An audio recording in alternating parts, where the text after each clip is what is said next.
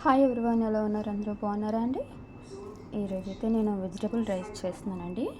ఇది ఈవినింగ్ మేము ఫ్యామిలీ అంతా గెట్ టుగెదర్ అవుతాము. అక్కడికి నేను పట్టుకెళ్ళడానికి వెజిటబుల్ రైస్ అండి. ఇక్కడైతే క్యాబేజీ అండి, క్యారెట్ ఎక్కువ వేసానండి. నేను క్యారెట్ రైస్ చేద్దాం అనుకున్నాను, బట్ కొంచెం ఫ్లేవరబుల్గా ఉంటుంది కదండి. ఇంకా గ్రీన్ పీస్ అండ్ 2 వెల్లుల్లిపాయలండి అండ్ క్యారెట్, ఈ మూడేనండి. సాల్ట్ వేసానండి, కొంచెం tasting salt and pepper powder వేసానండి. ఇంకేం యాడ్ చేయలేదు. ఓకే, గార్నిష్ కోసం నేను బంగాళదుంపలు చిన్న చిన్న క్యూబ్స్ కింద, చిన్నవి బాగా చిన్నవి చూసారు, చిన్న చిన్న క్యూబ్స్ కింద కట్ చేసి ఫ్రై చేసి విత్ సాల్ట్ చల్లి అలా ఉంచానండి. కొత్తిమీర అండి, అంతే. వెజిటేబుల్ రైస్ బాగుంటుందండి.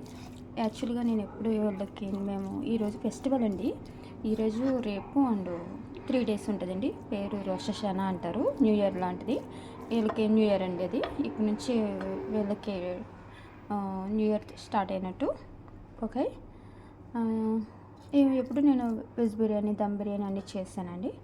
ఇప్పుడైతే నేను వెజిటేబుల్ రైస్, ఎందుకంటే చాలామంది అటెండ్ అయ్యే ఈవినింగ్ పార్టీకి అటెండ్ అయ్యే వాళ్ళు చాలామంది నాన్ వెజ్ తినరండి. అందుకని నేను ఈసారి ప్లెయిన్గా వెజ్ రైస్ అండి. చూడండి ఫ్రెండ్స్, నథింగ్ స్పెషల్, ఇదేమి పెద్ద అంటే నథింగ్ స్పెషల్ అండి. బట్ మేము ఈవినింగ్ పార్టీకి వెళ్తున్నాం కాబట్టి అండి, ఫెస్టివల్ పార్టీకి, అండ్ అందరూ 2-3 ఫ్యామిలీస్ మేము గెట్ టుగెదర్ అవుతాం కాబట్టి మా ఫ్యామిలీ తరపున వెజిటేబుల్ రైస్ అండ్ నేను సమోసాలు చేద్దాం అనుకున్నానండి. వెళ్ళిన ప్రతిసారి నేను ఏదో ఒకటి చేస్తానండి, ఖాళీగా అయితే నేను వెళ్ళను, నాకు ఇష్టం ఉండదండి. వాళ్ళు ఏదో అప్పుడప్పుడు ప్రస్తావిస్తారు ఇండియన్ ఫుడ్ గురించి. నేను వెళ్ళిన ప్రతిసారి ఏదో ఒకటి ప్రిపేర్ చేస్తానండి.